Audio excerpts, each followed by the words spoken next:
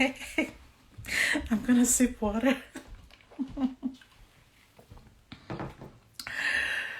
Yeah.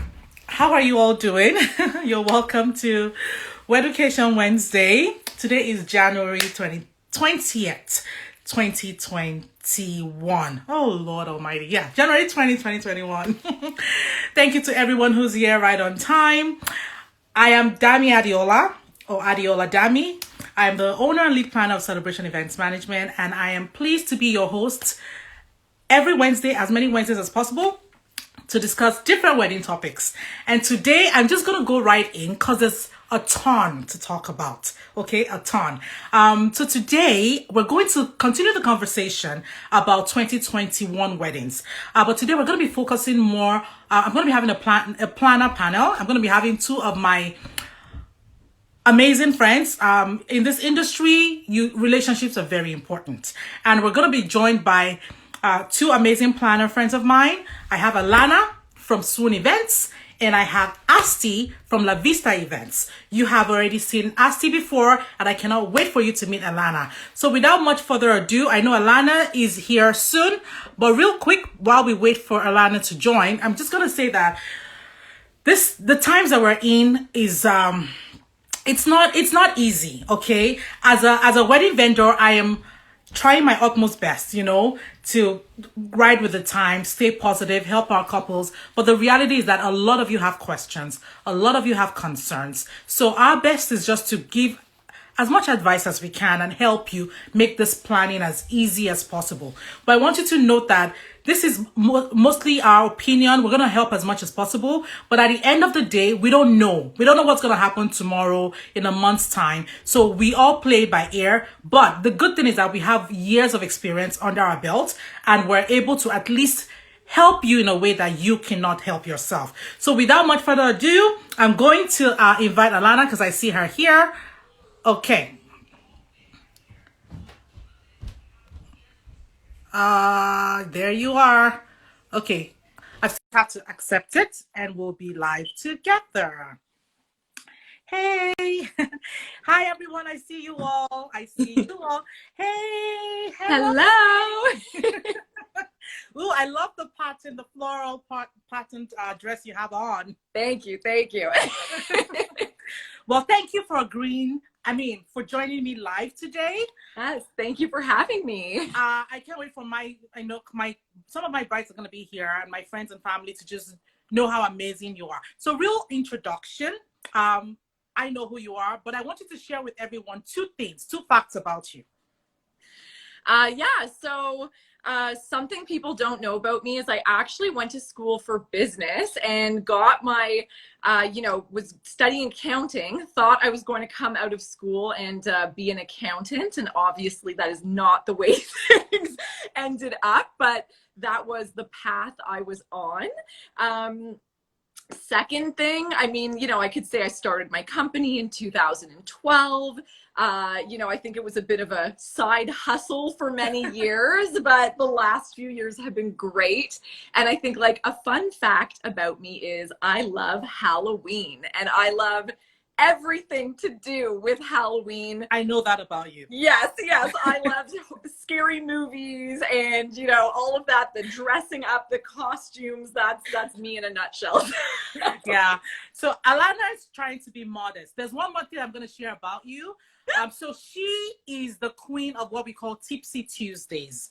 So guys, follow her most Tuesdays. She does something called Tipsy Tuesdays, and she teaches you how to mix drinks and how to make drinks. But the creative side of you then turn that drink into an opportunity to educate about wedding planning. Yeah. I think that's one of the things that makes us click, because you also educate, and I just love the way you do it with your drinks. So thank you. Yes, amazing. I give wedding tips, and I, drink a cocktail that I somehow manage to relate back to the tips I'm giving, and I give you the recipe at the end. So it's a good time. Yes, it is.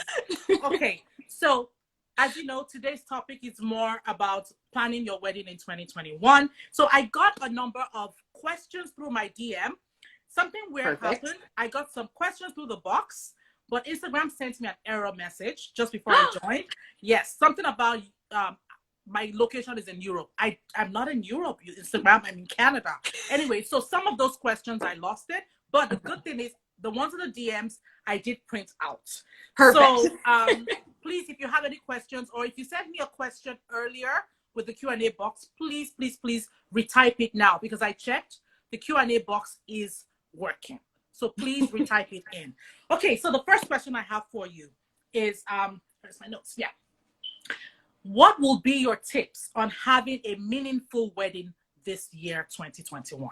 A meaningful wedding in 2021. Well, I would like to think all weddings are meaningful, but of course, you know, I'm happy to give some tips on, I think that kind of relates back to, you know, if there are restrictions this year, you know, I think unfortunately we still will be facing some restrictions this year, but you know, I said the word unfortunately, but that's not totally true, to be honest, because there are ways, you know, to still have a wedding during COVID and make it meaningful.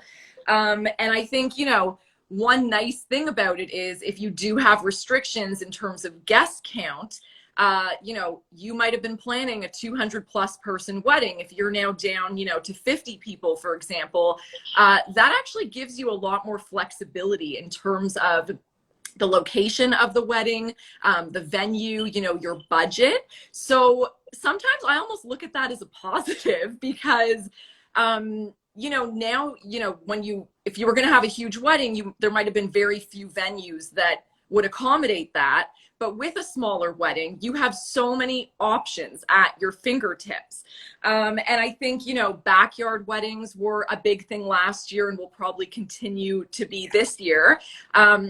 And so a tip on that is, you know, you have so much flexibility with backyard weddings. So really personalize it. You know, is there a certain, you know, restaurant or some type of food that you absolutely love? Yeah. If you were at a venue, that's not, you know, typically something that you can really have control over to bring in. But if you're doing a smaller wedding or in, you know, your backyard or your own home, now you have the flexibility to really bring your favorite items in, whether it be food or something else, and really make your wedding personal to you. I also just think having a smaller guest count does, you know, make it a bit more personal at the end of the day. You know, if dancing isn't allowed, focus on other forms of entertainment. I did a COVID wedding last fall where, you know, the bride was concerned about the wedding, you know, dinner being over and everybody just wanting to leave. So we actually had a comedian, like a Yuck Yucks comedian, come and do a full stand-up set. And it was really funny. People really seemed to enjoy it. So, you know, I think the sky's kind of the limit in terms of, you know, getting creative and you know, just trying to personalize it more. You know, your ceremony can be longer now because, yes, you know, you might, so, you know, personalize your vows, personalize the ceremony. I'm all about personalization for 2021. I agree. I agree. Well, thank you, Alana. You did drop a lot of gems. You know what? Maybe I should just say, if you're a bride or groom getting married, I think grab your notepad because it's going to be a lot of information today, a lot of tips. So grab your notepad and start writing, okay? Or I mean, you can always go back and watch this because we'll save it. So before I ask you the next question, there was a comment here about where we're based. Yes, so Alana and myself are based in Ontario. We're based in the GTA. Alana's in Toronto. I'm north of Toronto. So for those who are wondering, I know that there are some of Hasti's friends from BC that'll be on this live. So yeah, Hasti will be joining us later. She's based in Vancouver. So we are based in Ontario. All right. Okay. The next question I have here is, with all the restrictions that we have in 2020 and 2021, how can we have a pretty wedding because of things like masks and the no dancing concerns? Yeah, so I mean, going back to kind of what I was saying in terms of, you know, budget, if you had a budget for, let's just say, a much larger wedding, and now, you know, maybe you've downsized to I'm just going to keep using 50 people because that's what we were kind of allowed last year. Yeah, maybe it'll be more. I get a point, yes. We'll just keep going back to that. So again, the nice thing is like you do have more flexibility. If you know, if your budget for flowers and decor was a certain amount for 200 people and now you're only having 50, that money can go a lot further. I actually think it's very exciting, these smaller weddings, because there's so much more, you know, you can do with them. Maybe if you were having a large wedding, you know, maybe the budget wouldn't allow for you to rent in like gold cutlery or colored glassware. You know, if you're having a smaller wedding, those items become a lot more, you know, available to you in terms of budget. Yeah. And I think those are such nice touches, you know, so you can absolutely have a beautiful wedding. I would highly recommend to give the guests masks as favors, just because you don't want people showing up with like the medical mask on, you know. I think that kind of isn't quite the right vibe. So, you know, giving masks as a favor, it's a cute takeaway. I'm sure your guests will wear them for a little while to come, but make sure it fits within your color scheme. So if everyone's wearing them, it can actually, you know, kind of act as decor, and your guests almost become part of you know, your wedding decor at the end of the day. And keep in mind too that, you know, your wedding is still going to be beautiful. You know, like the bride and groom getting married, they typically aren't masked at that point. So, you know, that you're still going to get your beautiful photos. Your guests are typically wearing masks during the ceremony. And if they're moving around, you know, if you're at a venue or wherever you might be, but the minute they sit down for dinner, and the way these styles of weddings are going now, the guests are seated quite a bit.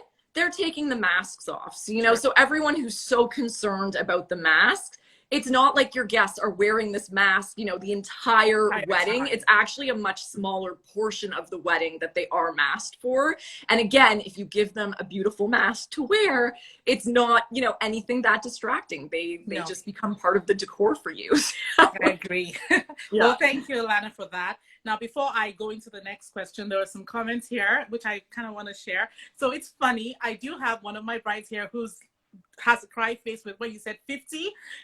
They don't want to even hear the African clientele. 50 is like, it's difficult. So she's crying about that. Meanwhile, I have Tammy Lady D here saying 50 is perfection. That's my kind of event, intimate and classy. So it's funny. There's different kinds of, you know, people with the whole limitation of the number is a concern. Yeah. Of course. And there's no, like, I just want to make it clear too, there's no right or wrong when it comes to planning your wedding during a pandemic. Everyone is going to have a different situation. You know, it's funny. I've even had clients of mine who are like, I'm not much of a dancer, so not being able to dance actually works for me, because that was something I was kind of nervous about and worried about, and now I don't have to worry about it, you know, whereas I totally understand. I like to dance, I like to party too. You know, I understand the couples who still want that aspect at their wedding. So there's no right or wrong in what you choose to do. You know, you really have to look at yourself and ask yourself some questions and speak to your family and see what the right move is, whether you continue on, you know, under certain restrictions this year or whether you try to postpone. But yeah, there's no right or wrong here, but we are definitely trying, you know, to give some advice and some tips of how to still do it, you know, this year. Yes. Yes. So don't be surprised with what you're seeing in the comments, because again, majority of my clientele are the African and Caribbeans. And for us, it's like our weddings are huge and big. So I feel you. I do a lot of Jewish weddings, right? And those are normally like minimum 200 people. And the minute you get into the reception, you're dancing the hora, and there's just dancing all throughout the wedding, you know? So that's true. I totally understand. Yeah. And that's why I'm saying, like, everyone's situation is different. What everybody wants out of their wedding is different. So there's no right or wrong here. Everybody has to make the best decision for themselves. Okay, so I'm going to go to the next, because I want to hit all the questions. Yes, I know. We have so much and I know that I still have some for Hasti, but yeah. So the next one I have for you is, now what are you doing in terms of food with a 2021 wedding? What are you doing about the meals? This person asking is specifically concerned about buffet. Okay. He or she wants to know any ideas or considerations regarding food service and buffet service this year. Yeah, so let's talk about, you know, COVID style food for a second. To be honest with you, you know, I've seen at so many weddings, them coming out with the hors d'oeuvres and guests trying to, you know, move through everyone and get the food. And sometimes it's a bit of a mess, you know, depending if you have like hundreds of people at your wedding, everyone's trying to get to the food. I actually think it's been really nice. I think this trend should continue, whether, you know, it's COVID or not. But what's happening is take into account that you can't have a typical cocktail hour if there are, you know, government restrictions in place with social distancing. Typically, you know, all the events I did last year, we did have to have the guests fully seated during the cocktail hour. It's not your typical stand up and grab food and mingle. However, it's still lovely. And we were doing basically plated hors d'oeuvres. So each guest would get their own plate of hors d'oeuvres brought to them. And I actually think that's really awesome because, again, you're not standing there like, did I miss something? Where's the food? I have to go over or here. Or chasing a waiter. I want some more, you know? Yeah, exactly. Yeah. So to me, that's actually something that I think should continue, COVID or not.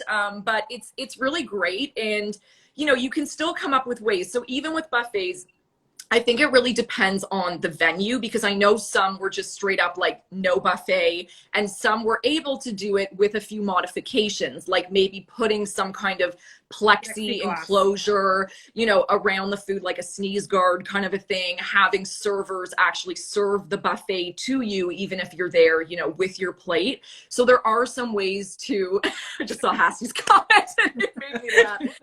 I agree. Give me all the food. All the food. Yeah. So which means, yeah, so because, like, go ahead. I was gonna yeah, no, so I was just gonna say, like, so it depends on the venue, but personally, most of my weddings are usually plated meals. I do love a plated meal. I don't gotta move. I don't have to, you know, go looking for the food. Usually the presentation of a plated meal is so beautiful. You know, they're able to really focus. If it's a piece of meat on your plate, like that piece of meat has likely been cooked to perfection, you know? So I find sometimes there's a little bit more care even in the food, if I may say that, of a plated meal. So if you're used to buffets at weddings, don't be, you know, afraid of the plated meal. And in terms of dessert, that's something that I keep having to remind clients, you know, we can't really put your wedding cake out in the open air and then serve that to the guests afterwards. We can't have a big sweet table or, you know, dessert buffet, but there are tons of ways around that. You know, you can still do a small cake cut, and maybe you just don't serve that actual cake. Maybe you take it home with you at the end of the night. You know, you could do platters of desserts to each table, which is still nice and gives people options. Plated desserts are always lovely. Yes. And another cute idea, I had a client who really wants to do a donut wall. And again, I had to remind her that that probably won't happen this year. But why don't we get some really cute packaging and, you know, do a donut, make it the favor. It can act as almost a piece of decor on the table for each guest. They can eat it for dessert or take it home with them at the end of the day. You can do individual cupcakes. You know, the sky's the limit with this kind of stuff, and you can still present it in such a nice way and safely as well. So, okay, yeah. Well, I have a follow-up question to that, but I would let it go because no one's asking, so I'm not going to ask, because I was going to ask about, you know, almost like with most of the weddings that we plan, they have multiple menus. So I was going to ask how would you advise, but you know what? I'll let that go because there's another question here that I think is great for you. So Serendipity Event Space is asking, how have you been helping couples through their postponements for the first or second time? Are couples getting fed up? That's a good question. Again, you know, I can't speak for everyone, right? But I think a lot of people who moved to 2021 were hopeful. And I think at a certain point, we all kind of realized that COVID seems to be sticking around and isn't really going away anytime soon. Yeah, you know, again, there's no right or wrong here. Again, I have couples who are like, we're just going to go ahead with what we can. I can't really handle the stress of, you know, trying to postpone again, and who knows what next year looks like. Yeah, I mean, I think everyone's fed up to a degree, you know, but I just keep trying to remind everyone that if they don't want to postpone, you know, again, this is what we're talking about today. You can still have a really beautiful and meaningful celebration at the end of the day. You know, I think instead of focusing on the negative, let's spin this into something positive. And again, like, smaller weddings means your money, you know, will go further because you're decorating a smaller space, and maybe you can do a more expensive favor, or, you know, bring in other entertainment that normally wouldn't have been in your budget.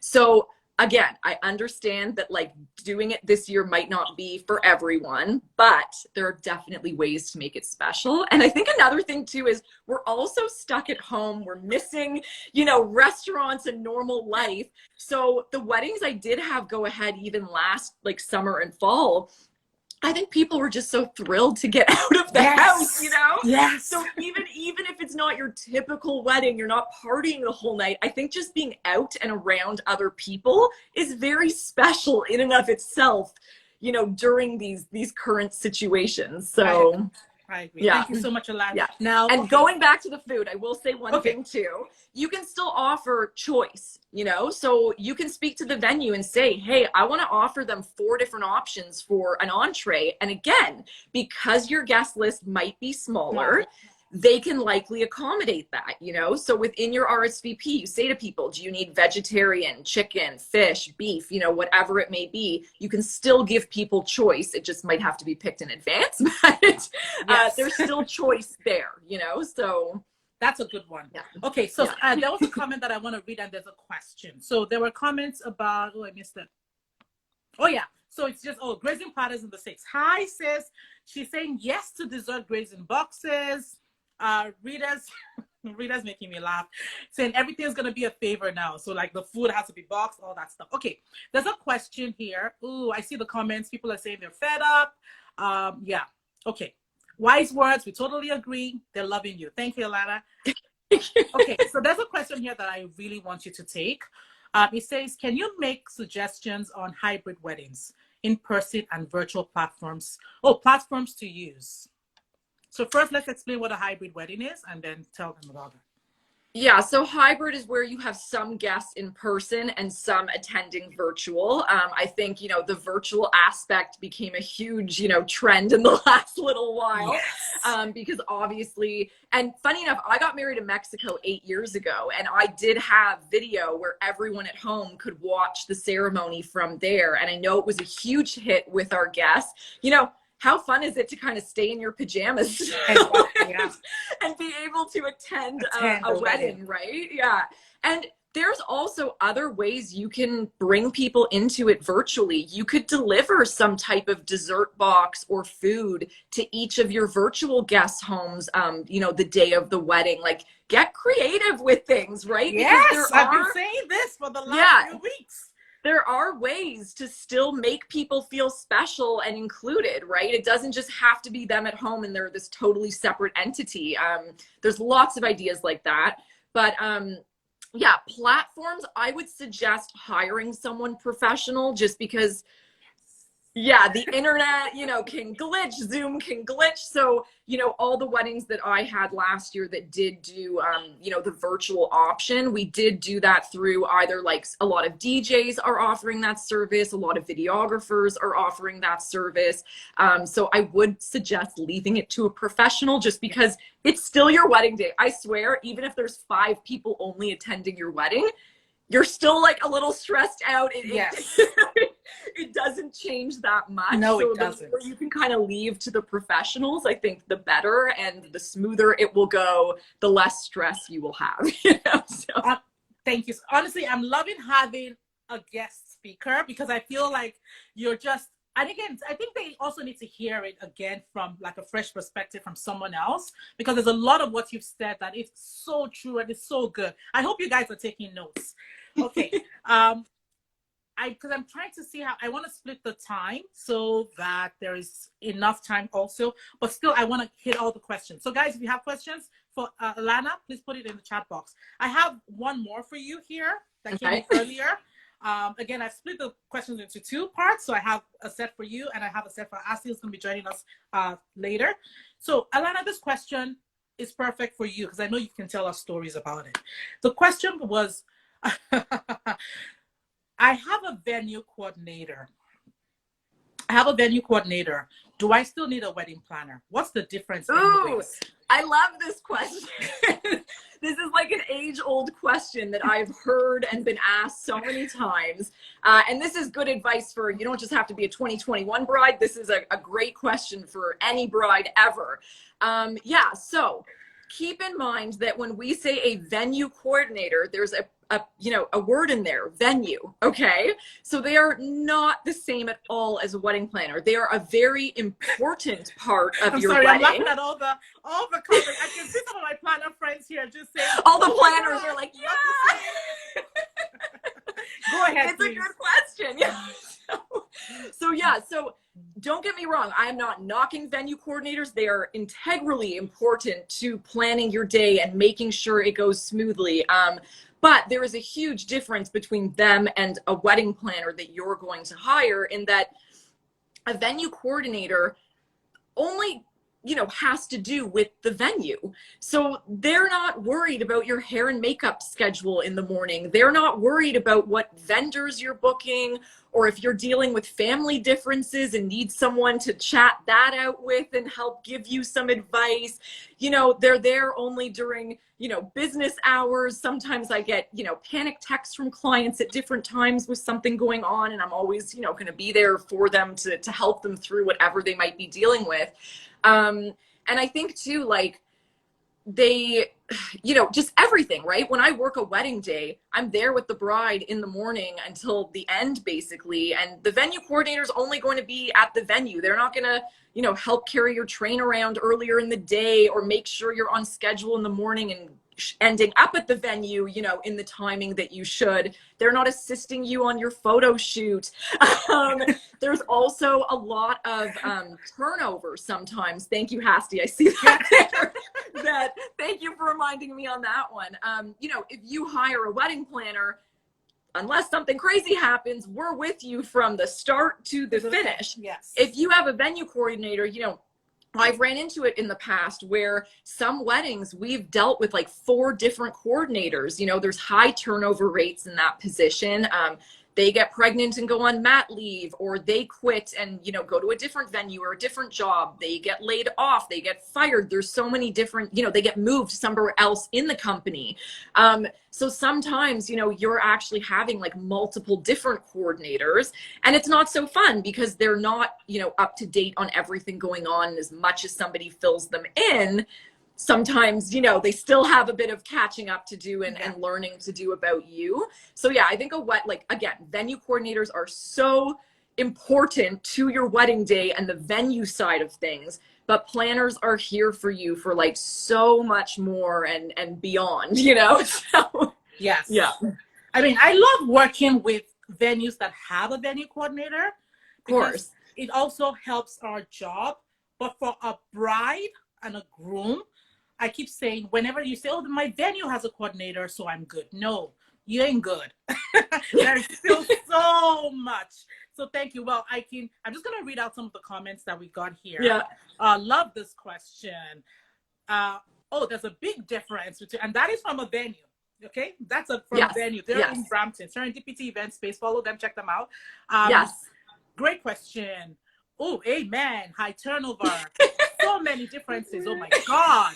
We still need them, but they're different. Somebody said business hours. I'm a planner and this has me laughing. Yeah. Oh yeah. And then yes, this is a really good question. And thank you. I think you nailed it. Thank you so much. They're so important. I will still be in like tons of communication with a venue coordinator to get questions we might have answered or figure certain things out. But again, they are just pertaining to the venue. And as much as that's a huge part of wedding planning, it's still a small part. It's just a small part. Yeah, compared to all the other vendors and just everything you need to think about, and a wedding planner will keep you organized, keep you on track, be that sounding board. Help you book your vendors. I spent years cultivating personal relationships with vendors, and I get discounts that I pass on to my clients. There's a lot of vendors who will do certain things that might be outside of their comfort zone just because it's my client and I have that relationship with them, sure. Right? So, as much as, yes, you can go and plan your own wedding yourself and do the research, like we've spent years and years you know, to kind of narrow the like there's a million vendors in every city, you know, so we've spent our time figuring out, you know, who works well with our type of clientele and to help steer you in that direction and just, you know, really make sure that it's thoughtfully planned, your whole wedding, you're not missing anything, you have the, you know, the advice and everything you're going to need to have a successful event day. So for anyone who's wondering, so what really does a venue coordinator do? So if I, as a planner, if we have questions like what's the size of the dance floor, or we need to bring in, say we need to hang something, do ceiling installations, do rigging, they'll be our contact person to say, okay, yes, you can do that. They also, you know, they help us with the time. When can we load stuff? When can we offload? You know, where can we keep our things? That they are there to make sure that their venue runs smoothly, while we are here to make sure that your overall wedding runs smoothly. Yeah. In and out. You know, they're great for how long, you know, food timing and questions like that. And do you guys, you know, offer linens? What's the width of your table sizes? You know, like just all those types of little questions that pertain to the venue. They're very important still, but we are definitely offering so much more than just, you know, pertaining to the venue at the end of the day. Yes.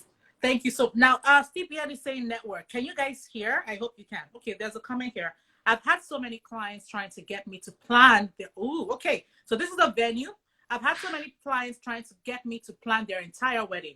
But I'm like, I'm not your planner. Yeah, that's so true. Very true. Yeah. Yeah, I think venues are kind of thrilled too when people come and they are working with a planner, because chances are as well, you know, that planner has either worked at that venue before, or, you know, if it's not a venue I've worked at before, chances are I still have a pretty good idea of how things, you know, work and how things operate. Chances are I will ask that coordinator a lot less questions than a bride without a planner, right? Yes. So, yes. Yeah, I think the venues always appreciate when a client, I think all the vendors appreciate when a client has a planner. Thank you. Alana, do you have any closing remarks, anything, any advice for the 2021 couples, anything to reassure them before? Yeah, like I said, like, you know, I think the biggest thing, you know, aside even from weddings, is just, I know it's hard some days. I know that. I'm not saying it isn't, but I think, you know, trying to stay positive, remembering that a wedding is truly about two people getting married and celebrating that love, and nothing can stop that, you know? And I know it's like kind of cliche to say that, but it's the honest to goodness truth, you know? It's about the two of you.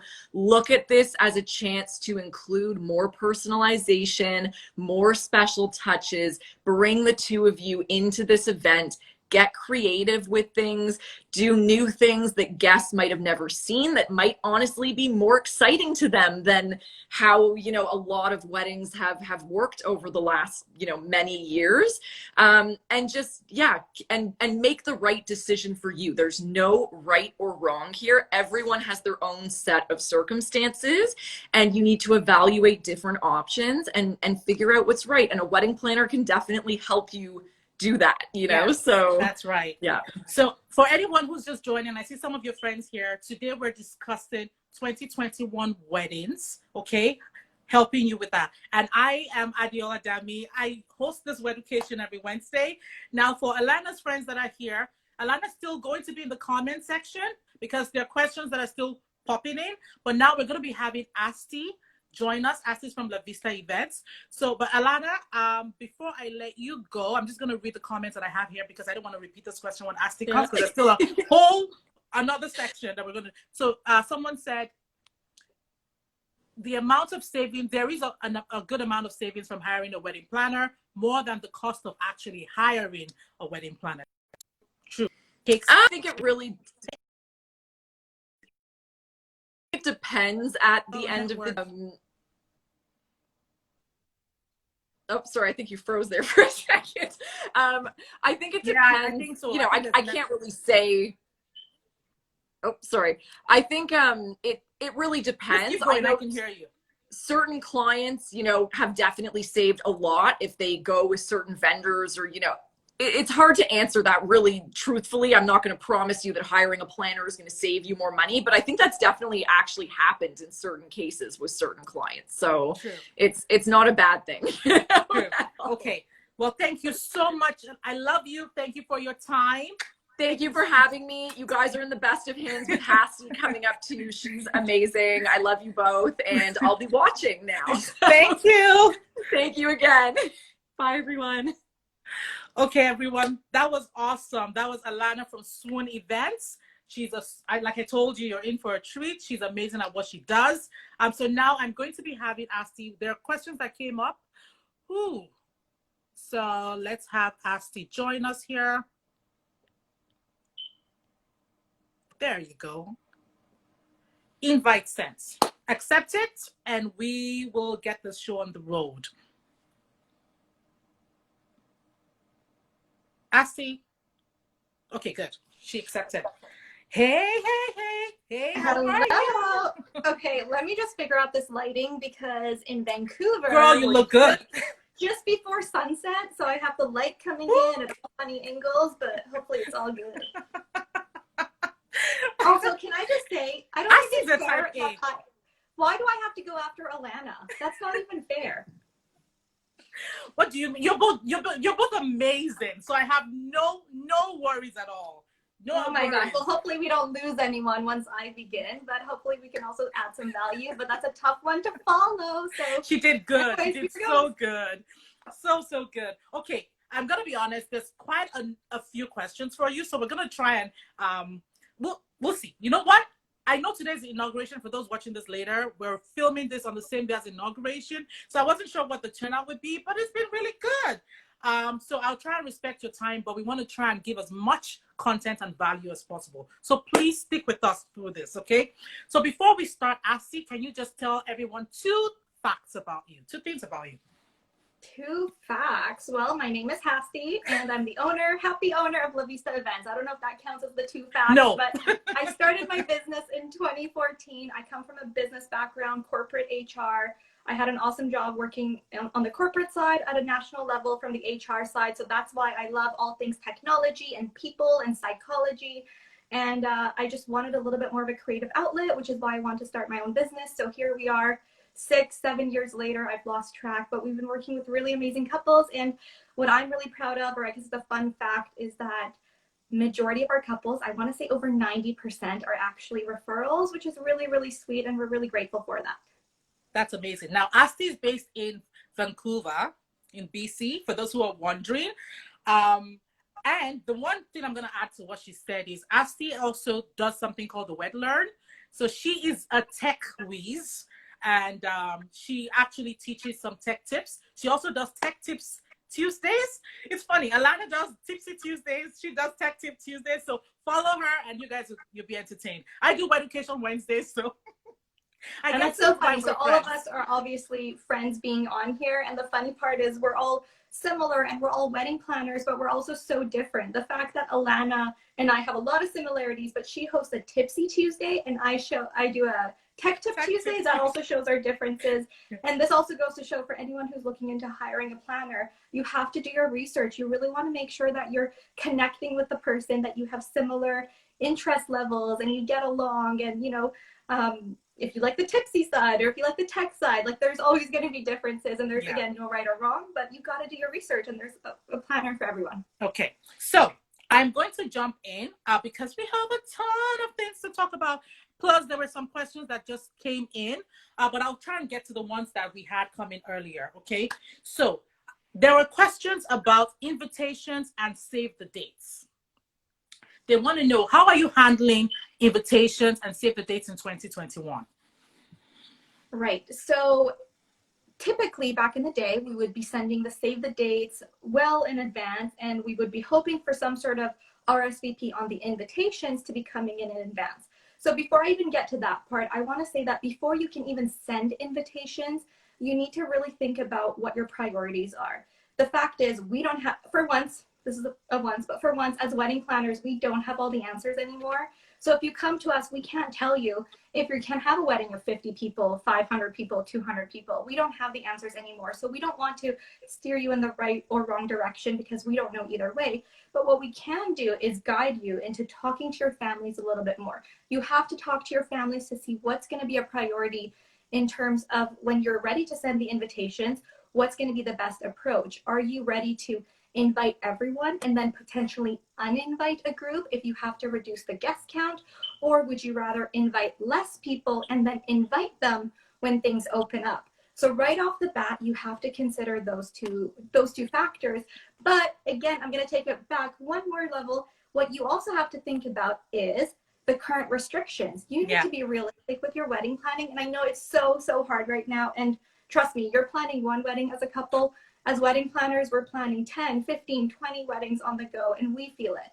So what I want all of our couples to consider as well is, with sending invitations, what are the current restrictions? Are you okay with the current restrictions? Assuming it eases up a little bit. Let's not talk about how it is right now.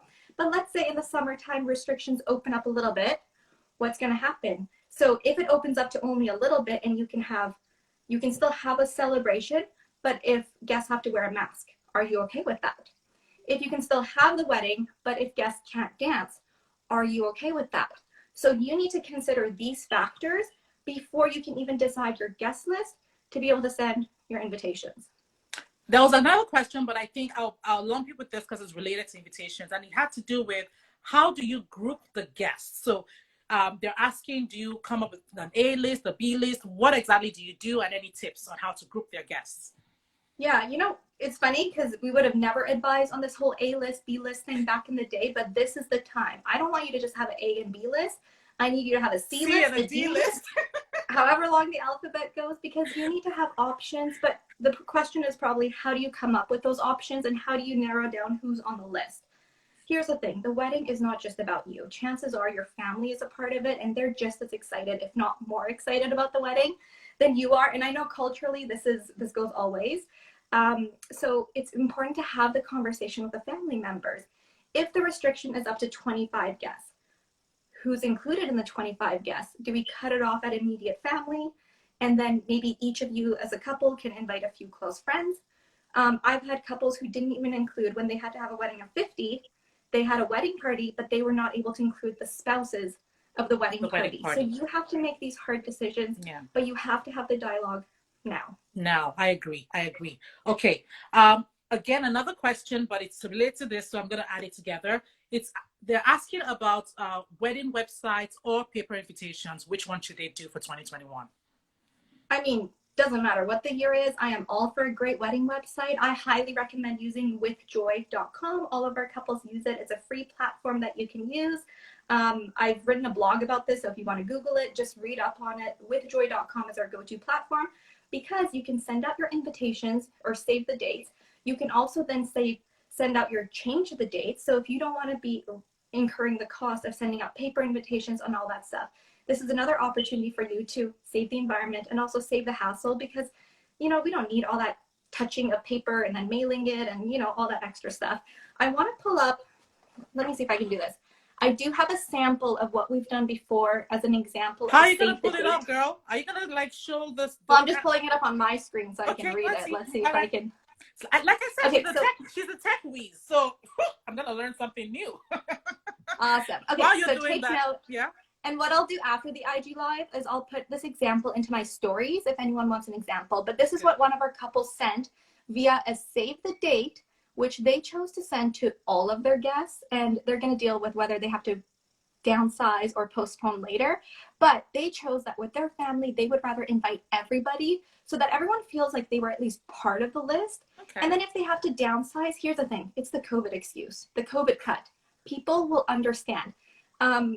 Yes, before we had all these etiquette rules, and of course there's still some etiquette involved, but end of the day, it's COVID, it's a pandemic. People understand if you have to uninvite them.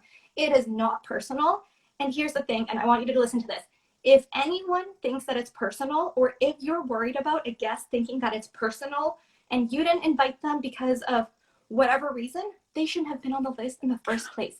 If you think they're going to get insulted, they shouldn't have been on the list. So who cares? They're not a true friend. They're not a good family member. So people will understand. I'm going to reiterate that. Yes, Rita, they should understand. I expect them to understand. Do you have it ready? Can you pull it up now? I do have it ready. Okay, let me try not to squint too much. So here's what one of my couples sent out. So With Joy, you can also personalize the name that it goes to. So in this case, I was their guinea pig, so it's at Hasti. I can see. We are so excited to share our wedding date with you. We are hoping to host our wedding celebration on Saturday, August 14th, with our closest friends and family. However, given the current pandemic, we know nothing is certain, so we will be reassessing the guidelines for events and gatherings closer to the wedding date. And we will make adjustments if needed by July 2021 at the latest. We appreciate your patience and understanding, and we can't wait to celebrate with you. Invitation and more details to follow. Love, and I won't say the couple's name, but they know who they are. Oh, I see what you're saying. So you're just reading out. Okay, you know what? Can you put that into whatever so I can share it? I like that. Yeah, like for sure. So here's what I'm getting at is when you are sending invitations or save the dates, in this case, this was a save the date, and then they're going to be doing the formal invitations when they know actually what's happening. So for the save the date, they're still including they're including pretty much all of their guests at this point that they're confident that they want there. And then if they have to downsize, then they will send the note closer to the wedding once they know what the rules are and what's happening. And then how we approach it at that time is going to be two ways. And you guys touched on this with Alana about the virtual events and the hybrid events, I think they call it now. So 100%, if you do have to uninvite someone, well, you better not cut them out cold turkey. I hope that you're still including them somehow, right? Yeah. I hope that you're still inviting them to the virtual ceremony. Now, by all means, you don't need to invite them to the dinner virtual viewing. No one needs to watch you and your guests eat and be so happy when they're not there. But the ceremony people want to witness, so that's really a great opportunity to include them. So I heard something from a US planner, a friend, saying that they are actually having their guests, they're actually having them in, how does she explain it? So it's like you stagger the guests. So you invite some people to the ceremony, then you invite some people to like a brunch, and you invite some people, and I'm like, okay, USA, I don't know what you guys are doing, but so what are your thoughts about that? Do you think we can pull that off here? Yeah, it's funny that you mentioned that because I just had this conversation with one of our couples who thought they could do that, and I said, no way. If the rules are 50, and of course it comes down to your region, but 50 means 50 total throughout the day. Yeah. There are no in and out privileges. I'm so sorry about this, and I had to break the news to one of my couples about this over the weekend. But you can't be staggering who's coming in and out. That defeats the whole purpose, because keep in mind, with all of these COVID protocols, we're not trying to make anyone's lives difficult. We're actually trying to make your life easier so that post-wedding, you don't have to worry about contact tracing. So that post-wedding, you don't have to have the memories of your wedding being that there was someone getting ill from it. So this is the reason that we are being strict with some of the rules. It's not to be difficult at all. It's because we care for you and your health and your well-being. This is related to what you're saying. I have to jump to another question, but Joyce, yep, this is one of my brides. Okay. What's the most graceful way to uninvite someone to your wedding? So, thank you, Joyce. And I know we have a planning call coming up, so I think you know what we're going to be talking about on the call. So here's the thing. When you're doing an invitation, I think the most respectful and graceful way of doing it is, it's one thing that you're going to be sending out a change the date or an invitation electronically, but I do think out of respect, you should follow it up with a phone call. I think this is the time when you can't be shy. This is the time when you need to remember your etiquette. And again, if they're a close friend, they're a close family member, you should have their number and you should not be shy about contacting them. All right. So once you do that invitation out of respect, it's so important that you follow up. Now, chances are they're probably going to message you first and be like, oh my gosh, I feel so bad. So sorry that you had to do this. I totally understand. But I think you as a couple, I know that you have a lot going on, and maybe this is an unpopular opinion, but I think out of the courtesy that you just uninvited someone, I think you can still, out of respect, call them and say, again, I'm so sorry. We really had to cut it down. It wasn't personal. And of course, they're going to be like, totally understand. I can't believe you even called. You didn't have to do that. But they'll appreciate it. They will appreciate it. And they might even send you a check, you know? Okay, so I have a question for you that came in earlier, but there's another one online on here and it's similar. So I'll take that one so we can tie this in. So this one is about, how are you handling vendor deposits? How are you handling vendor deposits? And the question that came in here, I'll put it on the screen. So, because I think they're very similar. What are the refund and transferable policies for most vendors, especially when you have to move the wedding? So I think it's the same question. Okay, so I'll touch on the vendor deposits first because I do have couples that are currently planning for their wedding and they are hoping to be putting deposits down and booking their favorite vendors. And when it comes to vendor deposits, I really want you to consider where your priorities are and who are the vendors that are your must-haves. Now, for most couples, the must-haves, other than the obvious wedding planner and the venue, is going to be the photographer, and you better be having a videographer, and hopefully they can also have live streaming capabilities as well. So aside from that, those are the must-have vendors, and of course an officiant. You're getting married. You're not just having a party. You're getting married. You need someone to marry you. So for sure, those are the must-haves. Whether your wedding is 10 people, 20 people, 500 people, doesn't matter. You need those people. Yeah. Of course, we would love for you to have flowers and decor and all a talented DJ, MC, all that good stuff. But those are the deposits that we can sometimes hold off on. So again, this really comes down to each couple's mental stamina when it comes to planning a wedding. Every couple is totally different. Some couples want to be able to check off a list and feel good about being done with it, and that's totally understandable. And other couples are willing to gamble and they're willing to hold off on putting down a deposit.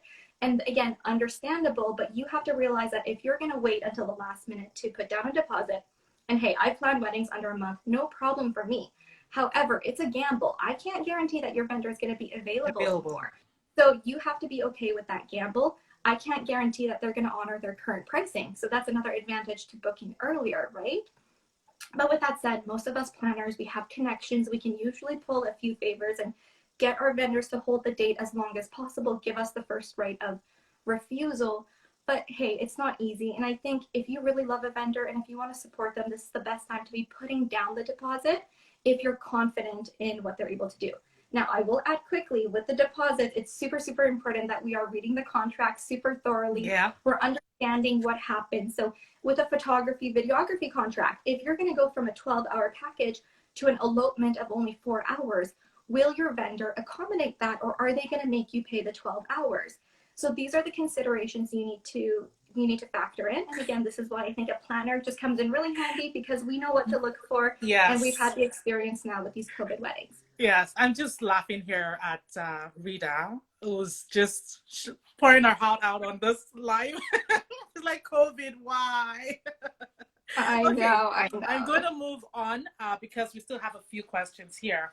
So awesome. Do you want me to just, Adeola, can I just answer? Oh, you haven't answered the second one. That's true. Go ahead. I want to answer part two because I think that came from a bride. And I believe that had to do with what our vendor's doing. Yes. And with that said, I don't really have an exact answer because every vendor is in a different situation. So I can't really be sharing what everyone's policies are because the fact is all the vendor policies are so different. All the venue policies are so different. So it really comes down to, again, when you're booking your vendors ahead of time, make sure you've done your due diligence at the time and you're being proactive about asking what the potential scenarios are. And one disclaimer that I want to add, if there are any couples here, and I'm really grateful because all of our couples are just so compassionate and understanding. And I want to just put this out for any couples. If you are considering postponing or moving your wedding date, please, out of respect for your vendors right now, out of respect for all these small businesses, please give us a courtesy heads up because we are holding your date, we are dedicated to your date, and we are turning away clients. So if you are considering postponing, please give us a heads up, even if you're not ready to postpone, and no pressure. But if we at least know that, then we're not going to turn away other clients. And then we will at least give you a courtesy heads up to say, hey, we do have another client interested in your date. I know you weren't sure about what you're wanting to do.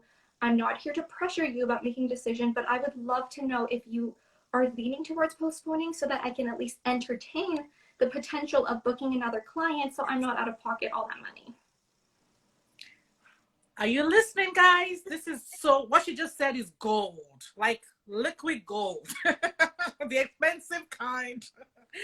Please, because I've heard some stories. I'm so grateful for the couples that have been doing this because I just think it's the most courteous thing to do right now. Yeah, you have to. Also, the good thing is if you have a planner, I hope you have a planner, then your planner will be able to check with all the key players first before you change the dates, because it's hard when you just change a date because the venue is available on XYZ date, and then now your photographer, your florist, like the other key players are not available on that date, right? So it's important to work as a team. For Yes. sure. And one quick nugget I'll add, because it's a bit of a tech nugget, and this is what I do because I've had so many couples on the go. Put all your vendors in a Google Doc, make a table, put their name, and then put a column at the top that says date 1, date 2, date 3. Send out a link with the Google Doc, and then maybe everyone can just fill it in. So this is for couples without a wedding planner who aren't facilitating the process. But if you're a bride or groom who doesn't have a wedding planner, then this is your opportunity to streamline the process so you don't have 50 different emails going back and forth, and people can just quickly punch it into the form. You can also do a Google form as well. So yes, and that way it's real time. You can all see it and share it. yeah. Tech tip. All right. I knew you couldn't help. You can't help yourself. Okay. All right then. So this question about food, we did touch on it with Alana, but I am going to ask you as well, because I know that you can give another perspective. So for 2021, can we have buffet meals? How can we have a buffet meal safely? There's like 3 questions. So do you want me to just give, but they're all related to food. The second one is, what is the trend with food service for 2021? And the third one is, how are you handling the cocktail hour? Okay, that's a lot of questions. Okay. So I'm probably going to defer back to Alana. If you didn't join the live earlier, go back and watch Alana's section because she covered all of it really well. But what I will add about the food is that this is your opportunity to really elevate the experience. This is your opportunity to really go all out with a really incredible menu, especially if you're not able to have dancing and you're not able to have a lot of mingling. Then the food is what people are really going to remember. So spend a little bit more on that portion. There's no way that it's going to go to waste. And I think that's what I have to say about the food portion.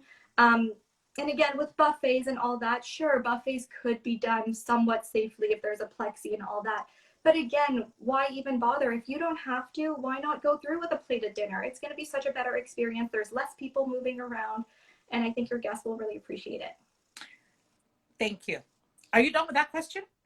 I think so. Yeah, because I think I've so I'm going to add something. One more. I'm going to add something to the food because I see here there's quite a number of my African they're here. My people are here. Hello. So because their food is like multiple options, all that stuff, and sometimes the bride and grooms don't mind having the plated, but the parents are like, no, we have to have jollof rice. We must have this. We must have that. We must have this. So I would say that also that's one of the things you have to look into at the beginning when you're booking your venue, to make sure that your venue has the capacity to host a buffet meal.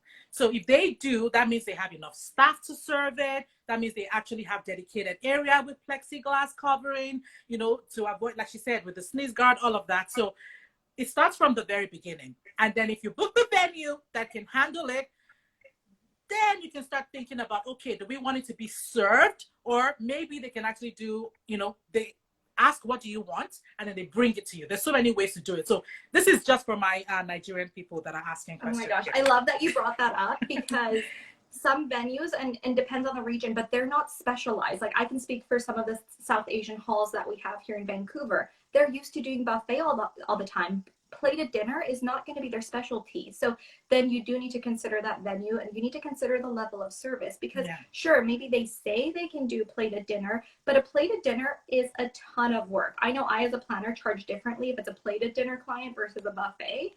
So the logistics involved and all of that as well. Okay, there's a question here. What about the drinks though? I'm assuming you can't have a bar. Oh no, you can. What have people been doing?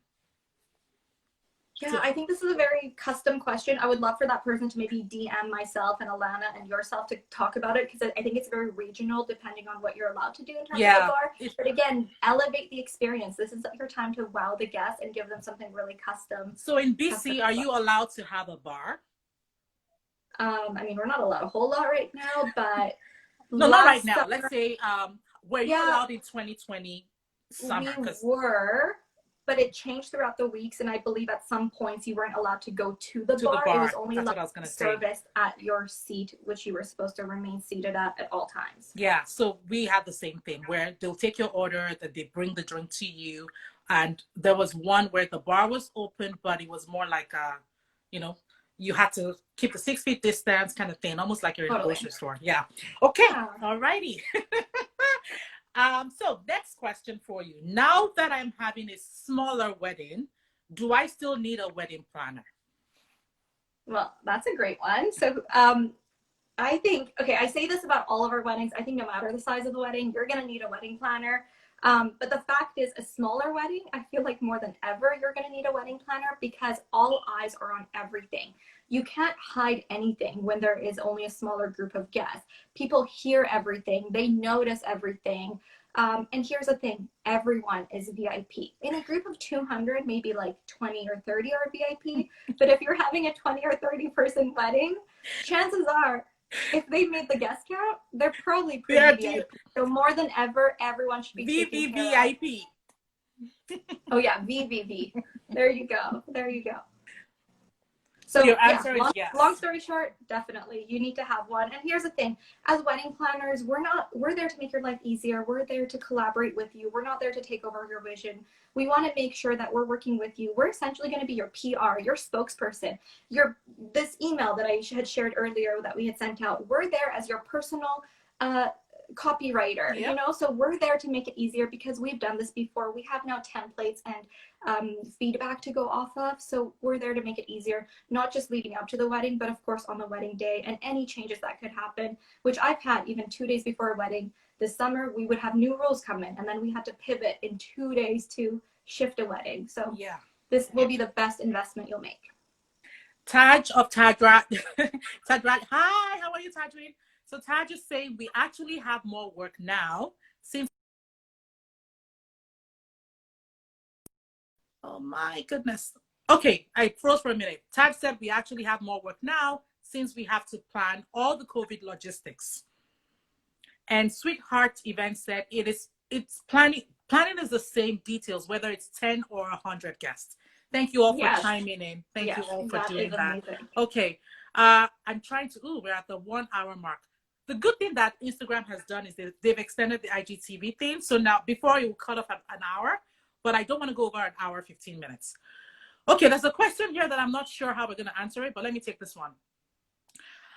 How do you feel when guests reply? Ooh, I like this one from Gele Master. How do you feel when guests reply saying they're coming to your wedding, but they don't show up? Oh my goodness. Hasti, please tell them. Tell them. So during COVID time, yes. I am happy. When they don't, we've had weddings this last summer where guests would not show up on the day of. Of course, they would give us a heads up, and I celebrate. There's nothing that makes me more happy than when guests don't show up right now, because it means that they're taking the precautions and that they No. They have RSVP'd, yes. They've said that they're coming, but then they don't show up. I get that, but during COVID times, I would rather you not show up if you have any symptoms, if there's any health concerns, if you might have a cold. Now, pre-COVID or post-COVID coming up soon, I mean, what can you do? This is just, these things happen. I think this is why you should be extra diligent when you are making your guest list, talk to your families, and also be extra detailed in your communication, something that we do. Another reason why you should have a wedding website is we also send another final reminder via the website as a final reminder the week of the wedding. Yeah. So we want to make sure that the guests have that final reminder of, okay, wedding is on Saturday, it's at this time, here's the parking and here's how to get there. And if you need anything, please contact our wedding planner at this number. So at that point, they really shouldn't have excuses, but you know what, things happen. You don't always need an excuse if people don't show up. Sometimes life happens. So just give them the benefit of the doubt and don't worry about it. Don't let it ruin your day, and yeah, still celebrate. Okay, that's the answer to the question. I will add. So the next one, do you feel that it's going to be intimate weddings moving forward from now on? Did you hear that question? Sorry, it cut off for a sec. So the question was, so it was about intimate weddings? Yeah, do you feel that it's going to be intimate weddings moving forward from now on? So I think now that we've had a taste of these intimate weddings, and I'm someone who's planned a lot of larger weddings, now that I've seen the potential of how truly intimate and cozy, and Alana brought up the word personalized these weddings can be, I could not be planning, now unless I had the budget for some of my clients, and we did back in the day, but the weddings that I was planning for 200-300 people, their budget had to really hit a lot of different topics, but I wasn't. Now with these intimate weddings, I get a lot more bang for my buck as a wedding planner. So I'm able to use that budget, not only save it for the couples, but also use it and be a lot more intentional with the decisions and be so much more personalized. We're really customizing a lot of the menus, the drinks, the stationery, the floor plan and the decor and all that too. So I think intimate weddings are here to stay regardless, because I think couples, now that they've attended some and they've realized how amazing it is, you can actually see the couple. You can actually, you're close enough with them to be able to see them when there are speeches. You're not all the way in the back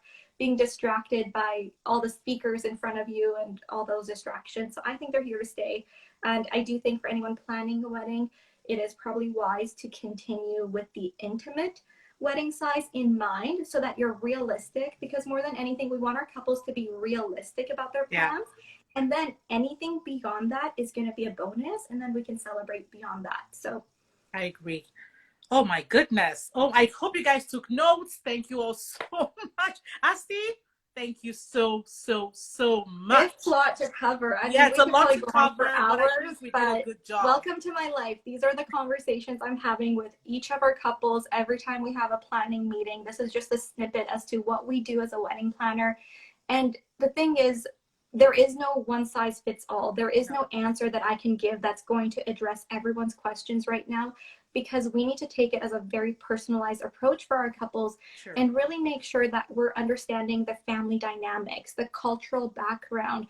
We're understanding the scope of their relationship, not only the past relationship that they've had coming into this one and the years that they've been together, but also what are their future plans. Some couples want to start a family, some couples don't want to wait, and we want to respect that, but we also want to plan realistically. Yes. And more than anything, proactively, so that if there are any regulation changes, we're not surprised by it, so that we can still go about it and say, no problem, I had my guest A, I had my guest B, I had my guest list C, and we can make those changes quickly and efficiently.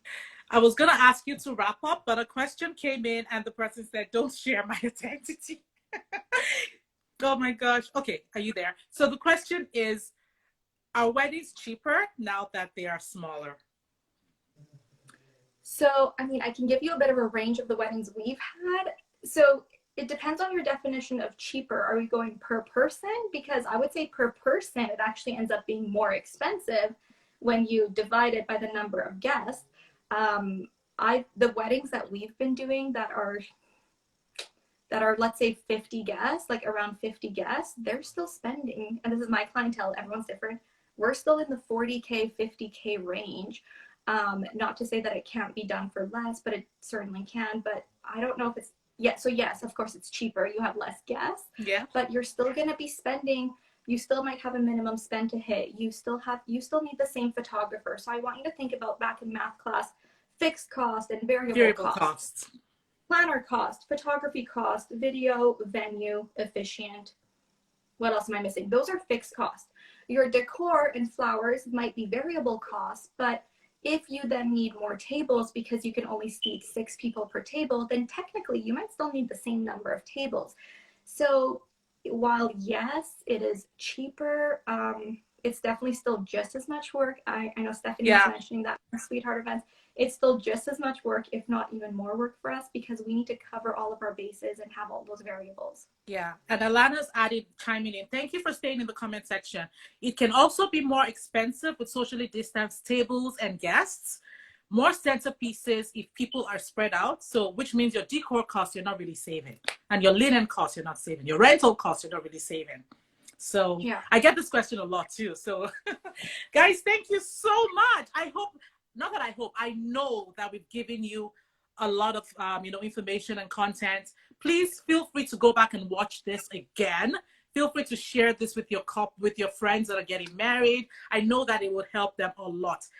Hasti, thank you so much for your time. Alana, I love you. Thank you so much for your time, you both. For everyone, thanks for joining. I know today's a busy day, inauguration day, and you took your time to be here live. For those who will watch this later, thank you. We appreciate you. We love you.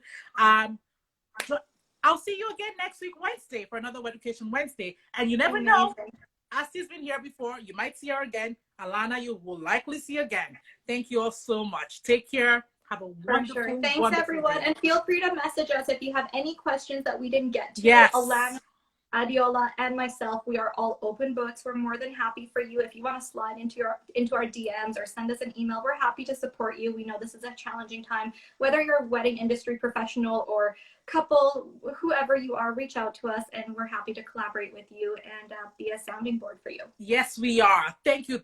That is amazing. Thank you so much. Their contact is in my, check my post. You'll see the link to their page, but it's Hasti from Lavista Events and Alana from Swoon Events, okay? And I'm Adeola from Celebration Events. Thank you all so much. Amazing. Bye. Thanks for having us. Bye, everyone.